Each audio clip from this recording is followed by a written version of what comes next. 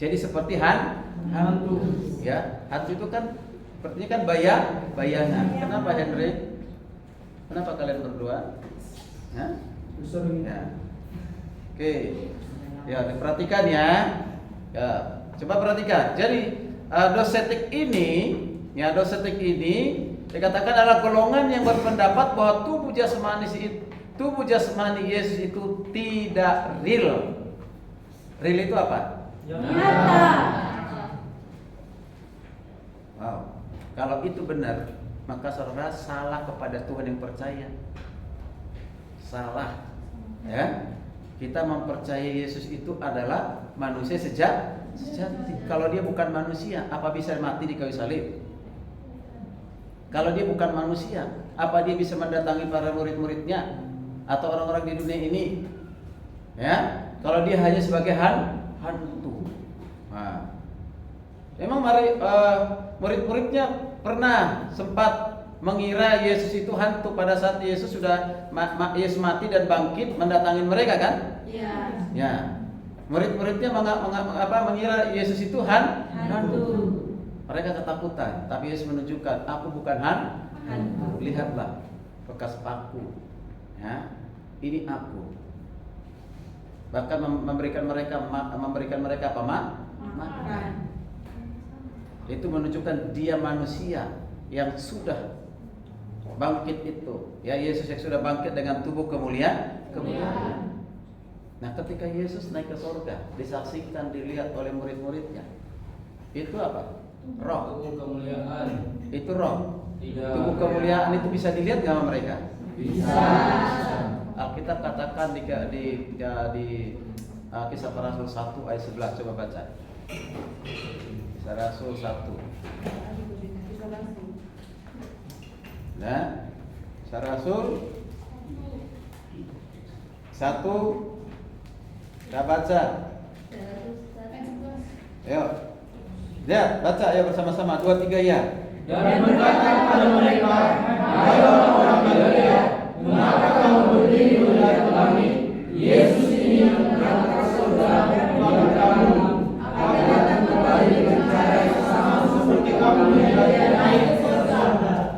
Dari situ katakan, hai orang-orang Galilea, mengapa kamu berdiri melihat ke langit? Berarti mereka melihat, menyaksikan Yesus naik ke surga. Kalau roh bisa dilihat nggak? Tidak bisa. Berarti Yesus naik itu dalam bentuk tubuh. Berarti tubuhnya hantu atau real? Nyata. Ya, nyata. Oke. Jadi ajaran dekotisme ini harus ditolak. Harus ditolak karena tidak sesuai dengan kebenaran Alkitab. Coba kita baca Alkitabnya ya. Oke. Ada di depan itu, baca bersama-sama. 2, 3 ya. Kolose 1 ayat 15 17. 2, 3 ya. Ia adalah kota yang tidak kelihatan, yang sulung yang utama dari segala yang diciptakan. Karena ia telah menciptakan segala sesuatu yang ada di surga dan yang ada di bumi, yang kelihatan dan yang tidak kelihatan, baik singgasana maupun kerajaan, baik pemerintah maupun penguasa. Segala sesuatu diciptakan oleh Dia dan untuk Dia. Ia adalah lebih dahulu dari segala sesuatu, dan segala sesuatu ada di dalam Dia. Ia kepala tubuh, yaitu jemaat. Ia yang sulung yang pertama bangkit dari antara mati, sehingga Ia yang diutamakan dari segala sesuatu. Ya. Ayat 15, 16, 17 itu adalah sifat keilahian Yesus, karyanya. Dikatakan dia adalah pencipta segala sesuatu. Nah, berarti itu berbicara tentang apa? Kuasa keilahiannya. Bahwa dia adalah Allah. Karena hanya Allah lah yang dapat menciptakan dari yang tidak ada menjadi ada. Itu lega proper, sudah belajar ya. Nah, yang berkaitan dengan menuju kepada kemanusiaannya itu di 18. Bahwa ada kemanusiaannya itu real. Ya. Dikatakan ia kepala tubuh, ya jemaat yang sulung. Pertama ini, yang pertama bangkit dari antara orang mati. Yang pertama bangkit dari antara orang mati. Nah, Kalau dia bukan tubuh, bagaimana dia mati? Ya kan? Kalau dia bukan tubuh, bagaimana dia bisa bangkit? Nah, berarti ajaran nepotisme tadi itu harus kita tolak, ajaran sesat. Ya, tidak sesuai dengan Alkitab. Nah, lagi-lagi kita baca di Ibrani 2:14. Kalian baca Ibrani 2:14. Yuk, 2, 3 ya. Karena anakku adalah anak dan darah dan daging, maka ia juga menjadi sama dengan mereka dan mendapat bagian dalam keadaan mereka, supaya oleh kematiannya ia memusnahkan dia, yaitu iblis yang berkuasa atas maut. Perhatikan kata dikatakan itu anak-anak dari darah dan daging. Ini yang dimaksud ini adalah siapa? Yesus. Maka ia juga menjadi sama dengan mereka dalam mendapatkan bagian dalam keadaan mereka, dalam keadaan manusia. Jadi Yesus itu kita ini manusia sejati, Yesus juga manusia sejati. Apa bedanya kita dengan Yesus sebagai manusia sejati? Apa bedanya? Kan kita merasakan namanya sakit, ya, dan juga merasakan lapar, haus, menderita kesakitan. Itu manusia. Yesus mengalami itu enggak? Itu menunjukkan, membuktikan dia adalah manusia sejati. Bedanya apa?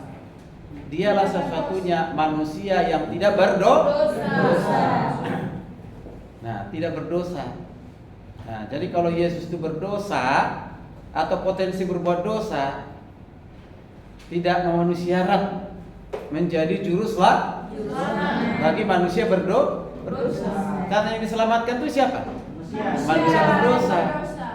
Ya, berarti syaratnya harus dengan manusia yang tidak berdosa. Maka sering saya katakan, 2 syarat menjadi juru selamat. Salah nih, ini bukan kebiasaan. 2 menjadi syarat juru selamat. Yang pertama Allah, yang kedua manusia. Ya, oke. Yaitu dia harus Allah, karena manusia tidak dapat menyelamatkan diri sendiri. Sebab manusia itu berdosa. Tidak bisa dengan cara apapun. Berarti dengan cara siapa? Dengan cara Allah. Lalu bagaimana dengan cara Allah? Yaitu dengan apa? Dia harus menjadi manusia. Allah menjadi manusia dalam pribadi Yesus. Mengapa harus menjadi manusia? Tidak menjadi salah satu jenis tip ciptaan yang lain, misalnya binatang gitu. Kenapa harus menjadi manusia? Karena yang ditebus manusia. Betul. Itu jawaban yang paling benar. Karena yang mau ditebus, yang diselamatkan itu manusia. Itu. Ya. Dan juga harus ditebus dengan korban, yaitu harus dengan tubuh manusia. Tubuhnya siapa? Yesus. Jadi kalau ada perjanjian lama, yang memberikan korban-korban penebusan itu apa? Binatang kan? Binatang yang tidak bercacat. Ya, bercacat celah itu hanya gambar, itu bayangan yang akan datang, di mana Yesus akan datang menjadi apa? Penebus yang sesungguhnya. Jadi tidak bisa korban binatang. Sekali lagi, tidak mungkin dan tidak bisa korban binatang menebus dosa manusia. Maka itulah dibutuhkan namanya siapa? Yesus. Berarti Yesus itu benar-benar adalah manusia sejati. Oke, baca lagi 1 Yohanes 2 ayat 22-23 yang di depan. Ayo, 2-3 ya. Siapakah pendusta itu? Bukankah dia yang menyangka bahwa Yesus adalah Kristus? Dia itu adalah antikristus, yaitu dia yang menyangka baik Bapa maupun Anak. Sebab pada siapa menyangka Anak, dia juga tidak memiliki Bapa. Pada siapa mengaku Anak, dia juga memiliki Bapa. Perhatikan, barang siapa yang menyangkal Yesus sebagai manusia, Yesus Kristus itu sebagai manusia, bahkan juga menyangkal Yesus sebagai Tuhan, maka mereka disebut sebagai dia adalah antikristus. Jadi dua-duanya kalau ada orang yang menolak Yesus itu sebagai manusia sejati dan juga menolak sebagai Allah sejati, Alkitab katakan anti Kristus. Tahu nggak anti Kristus? Apa namanya anti? Ya anti berarti menolak. Ya, menolak Yesus sebagai manusia sejati, menolak Yesus sebagai Allah yang sejati. Diulangi lagi dari 23, barang siapa menyangkal anak, ia tidak memiliki Bapa. Sekalipun kalian percaya kepada Bapa, tapi kalau tidak percaya kepada anak, itu tetap engkau tidak selamat, sesat. Ya. Berarti harus percaya kepada Bapa, percaya juga kepada anak yang diutusnya. Jadi jangan disangkal salah satu. Berarti harus dipercaya, diterima dua-duanya. Ini Alkitab loh yang mengatakan, ya. Jelas. Di sini tidak ada antikris ya. Tidak ada. Ada nggak di sini antikris? Tidak. Ada nggak yang menolak Yesus sebagai Tuhan? Ada nggak?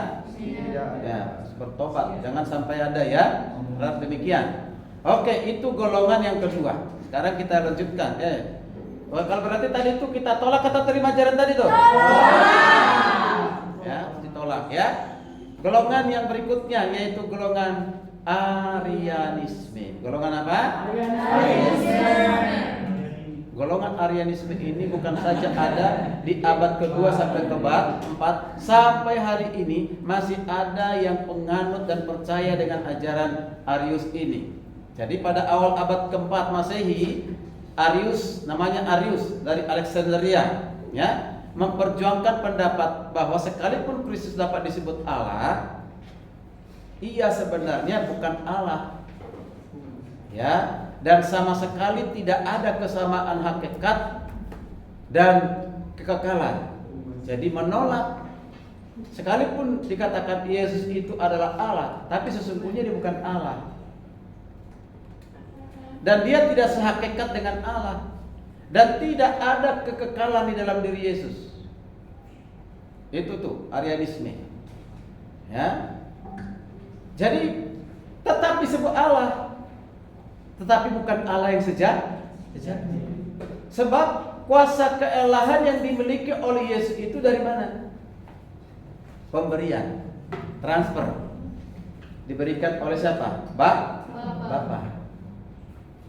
Nah, berarti gini nih, Yesus itu kosong melompok, tidak punya kuasa ilahi.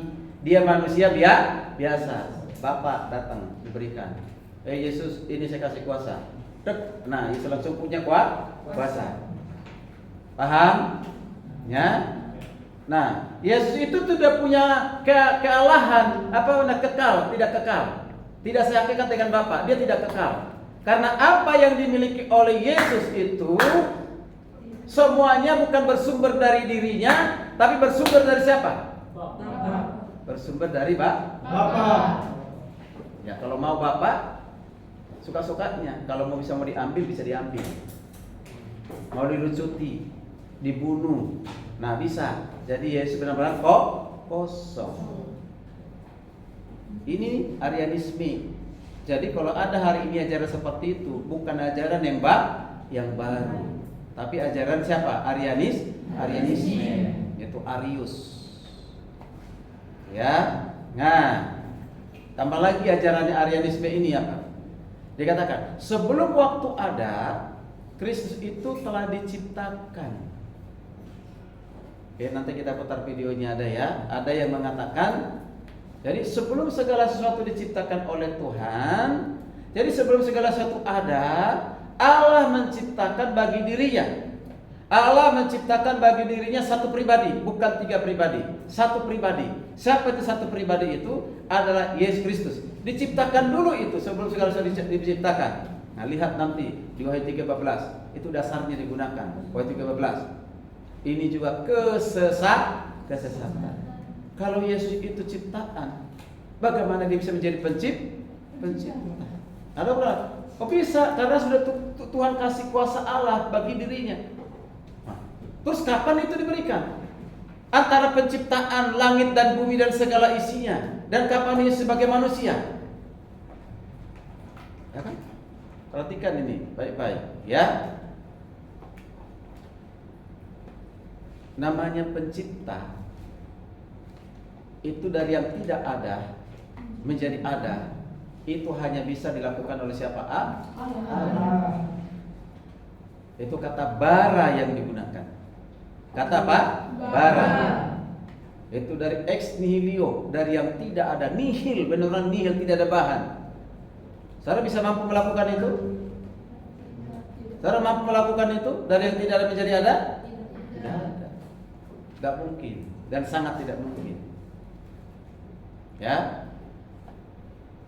Tadi di Kolose 1 ayat yang 15, 16, 17 kan sudah kita baca tadi ya. Di dalam Dia, di dalam siapa? Yesus diciptakan segala sesuatu. Baik yang ada di langit maupun yang ada di bumi. Baik yang kelihatan dan yang tidak kelihatan. Berarti semuanya di dalam Yesus diciptakan. Berarti Yesus pencipta. Kalau Yesus pencipta tidak mungkin diciptakan. Itulah akibat dari kekeliruan dalam memahami, tidak melihat konteks, ya lepas konteks begitu, ya. Nah, coba perhatikan lagi, dikatakan di sini apa? Yesus Kristus itu logos dari Allah, adalah yang pertama-tama diciptakan dan ia kemudian menjadi pelaksana program Allah. Ini viral ajaran ini. Sekalipun mengatakan ini ajaran baru, bukan dari siapa-siapa. Aku tidak kenal dengan Arianisme katanya. Aku tidak kenal dengan Aris, bohong juga itu. Seorang teolog pasti pernah belajar baca buku. Ya, tahu nggak ngerti? Jadi Yesus itu bukan logos. Dia memiliki logos itu karena pemberian dari siapa? Dari Bapa. Jadi logos itu yang adalah firman itu bukan miliknya Yesus. Itu miliknya Bapa, diberikan kepada Yesus. Nah, setelah diberikan, maka Yesus melakukan namanya programnya Allah, yaitu program penyelamatan. Jadi tanpa itu tidak mampu Yesus melakukan program Allah. Bisa diikuti? Bisa nggak diikuti? Bisa. Bisa ya. Nah, nanti kita belajar Yohanes 1:1. Belum di sini. Ini kita masih melihat ajaran-ajaran sesat dulu ya. Yang benarnya nanti. Ya, tapi saya sudah singgung sedikit yang benar. Ya, bahwa Yesus itu adalah logos, bukan pemberian Bapa. Dia adalah logos. Dia itulah logos sendiri, bukan pemberian dari siapapun. Ya, bukan bersumber dari siapapun. Itu sudah ada pada dirinya di dalam kekekalan. Ya. Jadi ketika menjelma, logos masuk tubuh manusia serta menggantikan roh manusia. Nah ini, itu Arianisme. Jadi logos itu menghinggapi manusianya siapa? Yesus. Dan nanti logos itu akan diambil kembali pada saat dia mati di kayu salib, diambil supaya dia bisa mati. Nah, supaya bisa mati diambil oleh pemilik. Siapa pemiliknya? Bapa. Ditelanjangi, dikosongkan, ditarik supaya dia bisa mati. Itu. Nah, mengerikan ya. Sangat mengerikan ajaran seperti itu. Tapi diterima oleh ribuan orang. Bukan ratusan juta ya, hanya ribuan. Ya, ribuan. Kasihan sebenarnya. Oke. Nah, jadi Kristus adalah sepenuhnya Allah dan juga sepenuhnya manusia. Ya lagi, dia manusia 100% dan dia juga adalah Allah 100%. Orang tidak setuju dengan kata 100% itu, kita ganti dengan sejati. Yesus adalah Allah sejati dan juga adalah manusia sejati. Dasar ayat Alkitabnya bisa kita lihat bersama-sama ya. Oke, coba kita lihat dulu. Nah, ini yang sering digunakan oleh mereka menunjukkan bahwa Kristus itu tidaklah kalau ini kata tidak dan kata tidak sepenuhnya Allah, tidak sepenuhnya manusia. Ini Arianisme. Tapi bagi kita harus kita katakan dia adalah manusia sejati dan dia juga Allah sejati. Mana buktinya nanti? Sekarang ayat yang mereka gunakan, ada beberapa ayat yang digunakan. Ini bukan hanya digunakan oleh orang Kristen, tapi juga digunakan oleh agama lain untuk menyerang kekristenan, terutama pribadi Yesus kedua itu.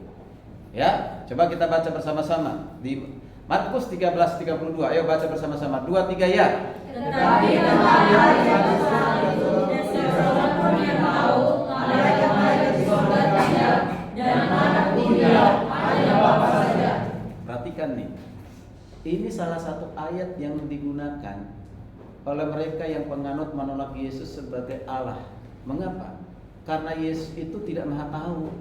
Padahal Tuhan itu harusnya punya sifat maha tahu. Kan? Tetapi tentang hari atau saat tidak seorang pun ini tentang hari akhir zaman atau kedatangan yang Kristus yang kedua kali. Malaikat aja tidak tahu. Lalu dikatakan anak pun tidak tahu. Yesus pun tidak tahu. Karena Yesus tidak tahu bagaimana dia Tuhan. Goblok banget sih. Kira-kira seperti itu. Ya kan? Ya, orang Kristen itu udah dia nggak tahu. Masa kalau dia Tuhan nggak tahu? Nah ini nih hati-hati nih. Ini ayat digunakan. Dikatakan hanya Bapa yang tahu. Berarti yang maha tahu itu hanya Bapa. Yesus bukan maha tahu. Kok kita nyanyikan tadi Yesus Tuhan setara dengan Bapa. Yesus Tuhan Allah yang kekal, Yesus Tuhan yang maha kuasa, dan seterusnya. Maha hadir dan maha tahu. Tadinya saya buat di situ maha tahu, ternyata nggak pas lagunya sehingga nggak dijadikan ada maha taunya. Cukup maha hadir. Ya. Nah, terus bagaimana Pak memahami ini, mengerti hal ini? Kalian sudah belajar hermeneutik kan?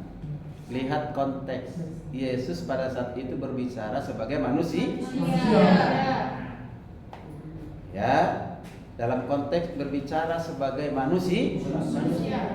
Ya sebagai manusia memang seperti itu. Tapi dalam hal keilahian Tuhan dia tahu. Dan semua dia tahu.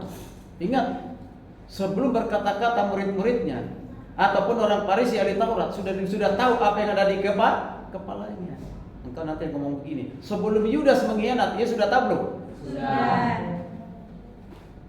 Sebelum Petrus mengkhianat, dia sudah tahu belum? Sudah. Heran kan? Luar biasa. Nah, itu sifat keilahian. Jadi jangan kalian hanya melihat sifat keilahian Yesus itu pada saat melakukan mujizat. Yuk, Yohanes 5 ayat 11. Ayat ini juga yang mereka gunakan untuk menyerang. Kalau agama lain kita maklumi saja. Tapi kalau kekristenan sendiri menganggap dia sebagai gereja, nah ini yang terlaluan. Yuk, Yohanes 5:19, 2, 3 ya. Maka Yesus menjawab mereka, katanya, Aku berkata padamu, sesungguhnya anak tidak dapat mengerjakan sesuatu dari dirinya sendiri. Jika dia tidak berapa Bapa, apa yang dikerjakan Bapa itu juga dikerjakan Anak. Perhatikan sederhana gini. Yesus itu dia sangat ketergantungan kepada siapa? Bapa. Tanpa Bapa dia tidak dapat berbuat apa-apa, Ngerti ya? Nah, ya. Kan itu dikatakan, anak tidak dapat mengerjakan sesuatu dari dirinya sendiri. Kalau bukan Bapa yang mengerjakan. Berarti Bapa yang mengerjakan dalam pribadi Yesus, bukan Yesus. Ini ayat yang sering digunakan. Kalau kalian nggak paham ini dengan baik, ya juga ya. Sehingga kalian percaya. Ya. Tidak demikian.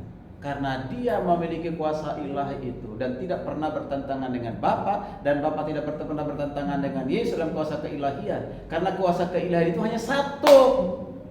Bukan beda, kuasa Allah, kuasa ilahinya Bapa sendiri, lalu kuasa Yesus itu sendiri. Jadi sendiri-sendiri. Tambah lagi nanti Roh Kudus, kuasa ilahinya sendiri. Nah, kalau sendiri-sendiri berarti benar kita penyembah 3A. Apakah demikian? Tidak. Kuasa ilahi itu tidak bisa dihitung. Tidak boleh dihitung dengan matematika. 1 tambah 1 2. 1, angka 1 ditambahin jadi angka 1 11 kan? Ternyata bisa berubah ya. Ini angka 1 digabung lagi jadi angka 1 gini. Jadi 11. Nah, apakah demikian? Tidak. Ya, tidak. Nah, ini pahami lagi konteksnya, ya. Jadi sebenarnya ini dengan jelas kalau diperhatikan dengan baik-baik, ia mau mengatakan kuasa yang ada pada Bapa itu juga ada pada saya. Maka saya mengerjakan itu sama seperti yang dikerjakan oleh Bapa. Tidak pernah bertentangan. Tidak perlu hormat Bapak, saya mau ke dunia. Ya kan? Permisi dulu kepada siapa? Kepada Bapak. Silakan lakukan. Nah, itu kalau manusia boleh. Ya. Ya. Bila Tuhan tidak, itu juga menunjukkan nama ini. Perhatikan ya, ayat Yohanes 5:19 ini sebenarnya juga menunjukkan hubungan Yesus dengan Bapa. Bukan masalah Yesus tidak mampu, tidak berbuat apa-apa tanpa Bapa, bukan begitu pemahamannya. Ya. Oke. Baca lagi. Lihat Yohanes 14:28. Ayo, 2-3 ya. Kamu telah mendengar bahwa aku telah berkata kepadamu, aku pergi tetapi aku datang kembali kepadamu. Sekiranya kamu mengasihi aku, kamu tentu akan bersukacita denganku, pergi pada Bapa-Ku, sebab Bapa lebih besar daripada aku. Nah, ayat ini yang sering digunakan pada saat kita juga seminar, ada juga ya yang menanyakan itu, Pak, udah jelas kok di Alkitab mengatakan Bapa lebih besar daripada aku. Bapa lebih besar daripada siapa? Yesus. Inilah suka-suka orang tidak melihat konteksnya, tidak menggali dengan baik dan benar. Ya, sesuka kepalanya, sekalipun dia dibilang dipimpin oleh Roh Kudus. Kalau orang dipimpin Roh Kudus dia mungkin sesat. Jadi gini maksudnya. Jadi pengertian orang ini kelompok tertentu. Jadi kuasa Bapa itu lebih besar daripada siapa? Yesus. Mengapa? Karena Yesus itu utusan. Namanya utusan, tidak mungkin berkuasa seperti Bapa yang mengutus. Akhirnya disamakan dengan bagaimana misalnya kalau presiden mengutus duta besar ke negara lain. Siapa yang lebih berkuasa? Siapa? Presiden. Lalu siapa yang menerima kuasa? Duta besar. Bagaimanapun yang mengutus selalu berkuasa, lalu yang mengutus itu tidak mungkin sama dengan yang mengutus. Disamakan dengan ini. Jangan kalian buat barometernya itu manusia. Kalau manusia barometernya salah dan keliru. Oke. Ini saya ada juga di YouTube, saya sudah sampaikan itu. Bukan nanti di RPKM Kataros Ministry ya. Mengapa dikatakan Bapa lebih besar daripada aku? Ini berbicara dalam konteks dia sebagai manusia. Itu yang saya bilang tadi. Harus bisa memahami Yesus dari sisi kemanusiaan sejati, dari sisi dari siapa? Kuasa apa dari Allah sejati. Itu saya awali ketika Yesus berteriak di kayu salib, Eli, Eli sabaktani, Allahku, Allahku, mengapa engkau meninggalkan aku? Siapa yang berperan di situ? Apa yang berperan di situ? Manusianya Yesus. Yuk baca lagi 1 Korintus 15:28. 2-3 ya. Tetapi kalau sesuatu telah dicampurkan di bawah Kristus, maka ia sendiri sebagai anak akan menaklukkan dirinya bahwa dia yang telah menaklukkan segala sesuatu di bawahnya, supaya Allah menjadi semua di dalam semua.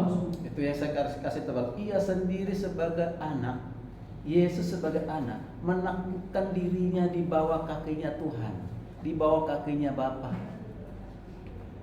Wow, ya. Lagi-lagi diterjemahkan ini benar-benar Yesus ini ketergantungan kepada Bapa. Kalau tanpa Bapa dia tidak bisa berbuat apa-apa.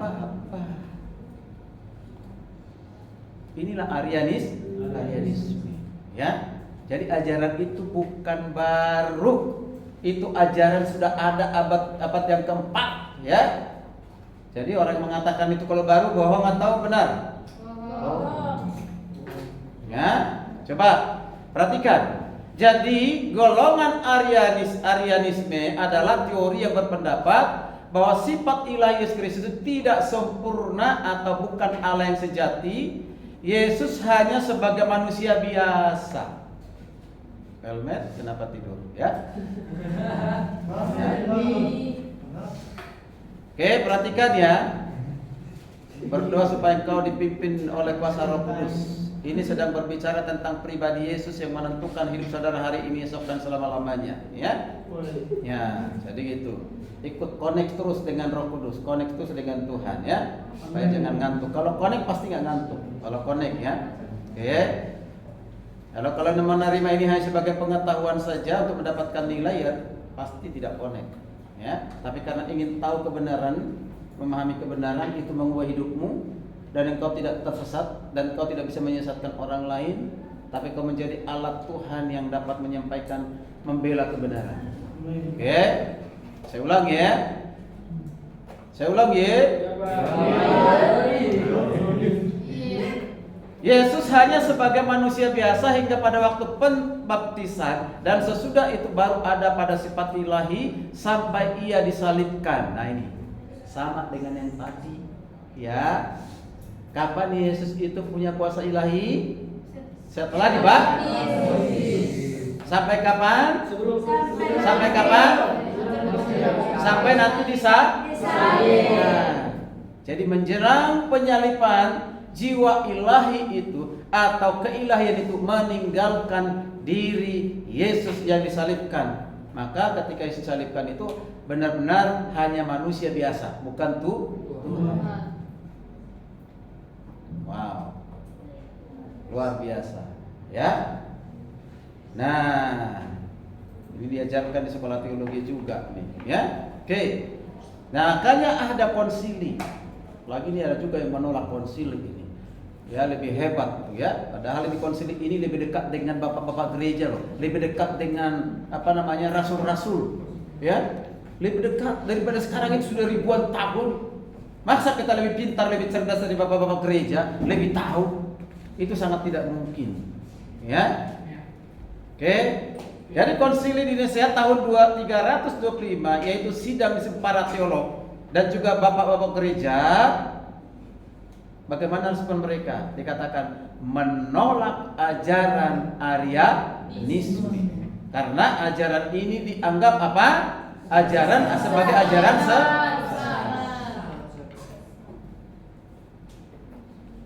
ya, sekali lagi, menolak ajaran Arianisme, Gnostik, Desotik, apalagi tadi itu banyak sekali. Itu menolak ajaran ini sebagai ajaran ini adalah ajaran sesat. Ya. Jadi lalu dirumuskan secara singkat. Ayo baca bersama-sama. Sebaliknya 2, 3 ya.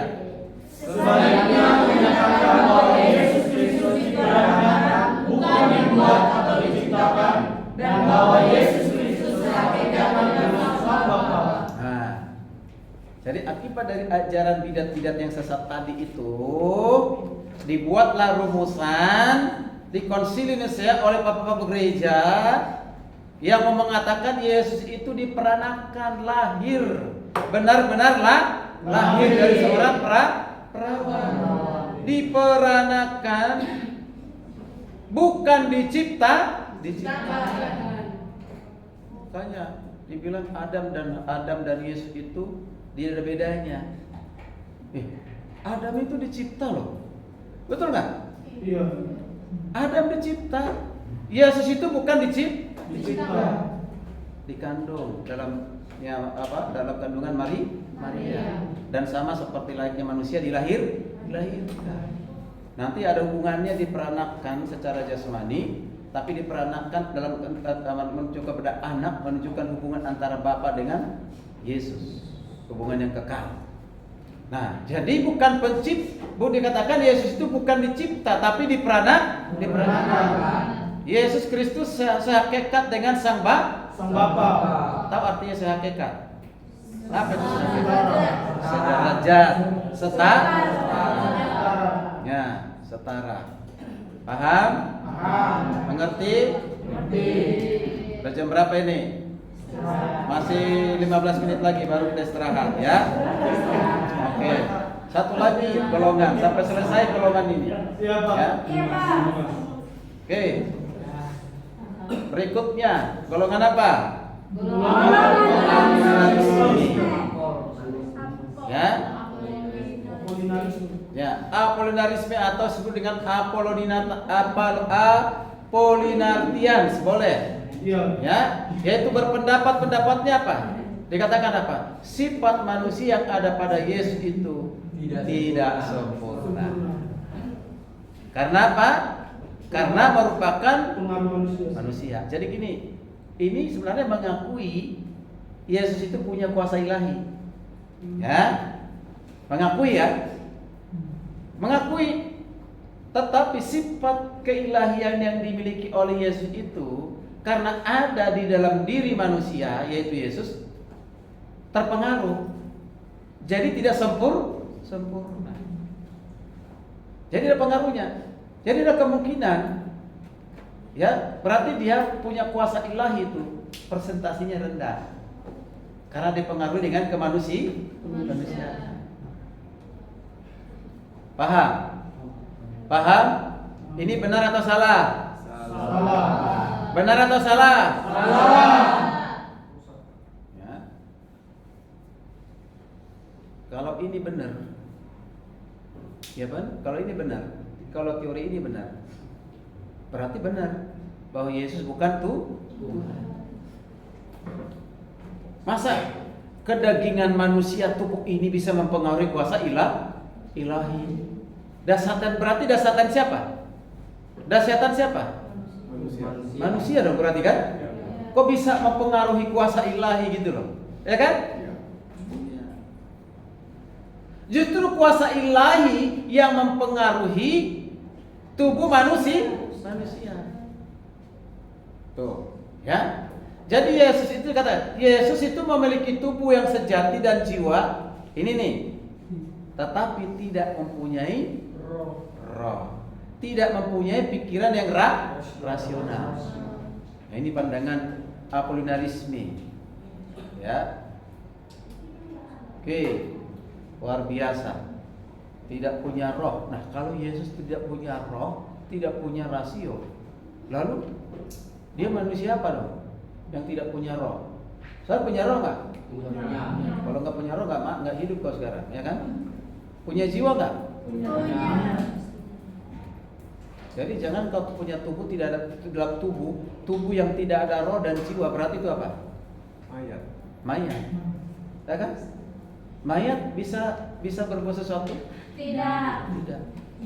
Ketika seseorang mati, setelah dia mati, siapa yang mengurusnya? Hidup. Dia sendiri ya? Dia mandi sendiri, gitu kan? Dia ganti baju sendiri, dia siapin peti sendiri, dia masuk dalam peti sendiri, dia mengangkat sendiri ke petinya ke pemakaman, dia masuk sendiri. Apa seperti itu orang mati? Itulah kalau orang mati tidak bisa berbuat apa. Berarti membutuhkan namanya dalam hidup ini, tubuh ini membutuh apa? Roh dan jiwa. Ya. Hanya bedanya ada yang jiwa yang rusak. Ya. Nah, oke, sekarang lanjutkan. Apa lagi yang dikatakan oleh pandangan ini? Pandangan ini mengatakan ini ia menghormati keilahian Yesus. Ini bagus atau tidak? Bagus ya. Menghormati keilahian Kristus. Tapi saya perhatikan, akibat merusak kemanusiaan sejati. Ya. Jadi pandangan menghormati keilahiannya, tetapi menolak dia sebagai manusia sejati, sehingga rusak doktrin kemanusiaannya itu jadinya nggak benar. Nah, pandangan seperti ini masih dianggap membahayakan iman Kristen. Makanya lahirlah konsili Konstantinopel yang pertama tahun 381. Apa yang mereka lakukan? mengutuk bahwa ajaran ini adalah ajaran sesat. berani loh. Tapi coba sekarang kita mengutuk pengajaran orang tertentu, wow, langsung masuk undang-undang IT dan saudara akan apa? Diproses. Kalau dikatakan, memang engkau guru, memang engkau Tuhan, gitu kan? Janganlah menjadi hakim. Nah, begitu. Ini berani bapak-bapak gereja mengatakan itu sesat, dikutuk sebagai ajaran sesat. Paulus pun seringkali mengutuk ajaran sesat. Coba saya mengatakan begitu, ini kutuklah, langsung nanti dipanggil itu, ya kan? Nah, itulah di Indonesia, tapi di daerah negara lain tidak seperti itu, ya. Oke, ya satu lagi kita lihat golongan Nestorian. Bagaimana ajaran Nestorian? Nah, Nestorian ini teori yang berpendapat bahwa kedua sifat dan jiwa Allah dan manusia tidak dapat disatukan. Perhatikan ya, ada dua sifat, yaitu sifat yang dikatakan jiwa Allah atau kealahan dengan manusia itu tidak dapat disatukan. Ya, itu terpisah. Jadi manusia sendiri, Allah sendiri. Tidak bisa dibagu-bagu. Mengapa nggak bisa dibagu? Tidak mungkin Allah menjadi manusia, ya, atau manusia menjadi.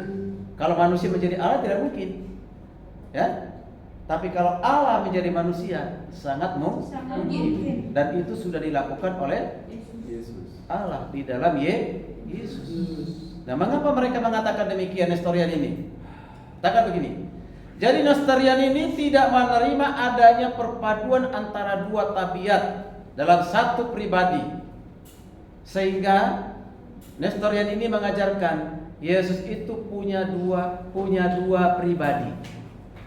Punya dua apa? Dua pribadi. Satu pribadi manusia, satu pribadi Allah. Gitu. Ya.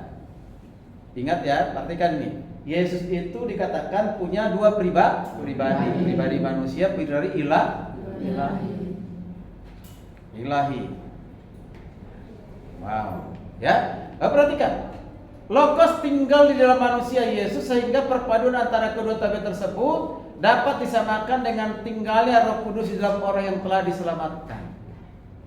Oke, tadi gini, ketika saudara percaya kepada Yesus sebagai Tuhan Juru Selamat, kan sebelum itu kan kalian punya sifat, yaitu sifat kalian punya tabiat manusia. Ya, tabiat manusia ya. Ini kita manusia. Percaya kepada Kristus, dikaruniakan Roh Kudus. Berarti di hati kita ini ada dua pribadi. Disamakanlah Yesus seperti itu. Berarti ada kemungkinan manusia bisa menjadi apa? Tuhan. Atau menjadi Logos. Jadi Logos itu tinggal dalam diri manusia. Namanya manusia siapa? Yesus. Jadi dua pribadi sebenarnya. Di dalam Yesus itu ada pribadi Logos itu sendiri, yaitu Logosnya Bapa, lalu pribadi Yesus tersendiri sebagai manusia. Ya, pandangan ini sangat membahayakan di dalam keilahian sejati yang keilahian Yesus yang sejati. Oke. Yesus itu dua pribadi atau satu pribadi? Satu pribadi. Dua pribadi, satu pribadi. Satu pribadi. Nanti kita lihat. Dia satu pribadi memiliki dua sifat. Sifatnya apa? Sifat Keilahian dan kemanusiaan. Jadi Kristus berbeda dengan orang lain karena di dalam dirinya tinggal kepenuhan kehadiran Allah dan tabiat ilahi dalam Kristus itu secara sempurna mengendalikan tabiat insani. Nah ini, ya. Ini golongan Nestorian seperti itu. Ya, jadi tabiat ilahinya itulah yang mengontrol tabiat manusia. Itu ya. Nah, jadi menyimpulkan apa? Nestorian menyimpulkan bahwa Yesus memiliki dua sifat yang tinggal di dalam diri kepribadiannya. Gitu. Ya, ada dua sifat.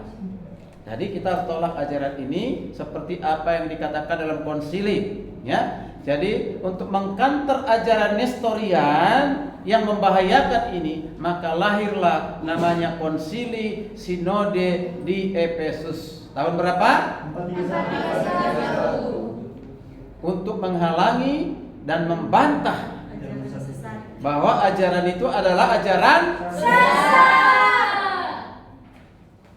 ya. Jadi sudah ditolak, tapi masih dipercaya banyak orang sekarang ini. Paham? Mengerti? Percaya? Percaya? Tidak, jangan percaya dengan ajaran seperti ini. Harus kita tolak. Oke, ada pertanyaan sebelum istirahat? Ya. Saya ingin bertanya tentang potensi dosa sama Yesus itu kan tidak ada ya. Bagaimana dengan konsep free will, bahwa setiap manusia itu kan memiliki free will? Berarti Yesus itu tidak memiliki free will kalau konsep tidak. Bagaimana? Yesus itu apakah memiliki free will? Karena kan potensi dosa tidak ada, Pak. Ya. Yesus itu punya free will ataupun hak bebas, tetapi ingat, ya, hak bebasnya itu tidak hak bebas untuk melanggar aturan dirinya sendiri, ketetapan bagi dirinya sendiri, ya kan? Nah, dia sudah punya ketetapan bahwa dia datang untuk menggenapi seluruh rencana Allah yang sudah dirancang di dalam kekekalan dan mulai disosialisasikan dinyatakan mulai dari kitab perjanjian lama, kan? Yang semuanya apa yang dikatakan oleh para nubuat, dia harus berjalan sesuai, tidak boleh melenceng sama sekali. Ya kan? Nah, jangan sampai kita samakan dengan free will yang dimiliki oleh manusia, akibatnya akhirnya pilih apa? Berdosa, perlu dari real. Ya kan? Tuhan kan sudah katakan Adam dan Hawa, semua buah dalam taman ini boleh kamu makan. Bebas kan? Bebas. Tapi ada relnya. Relnya apa? Kecuali apa? Buah pohon pengetahuan yang baik dan jahat. Jangan kamu makan. Itu rel. Jadi dia tetap bebas bergerak, kan? Itu rel.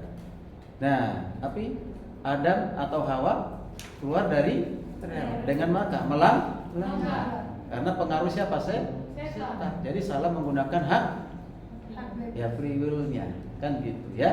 Nah, jadi kita kembali kepada Yesus itu, ingat ya, tidak ada sama sekali di situ kedagingannya manusia.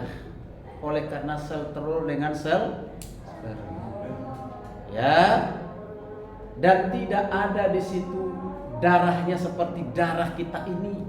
Darahnya itu darah yang kudus, darah yang suci.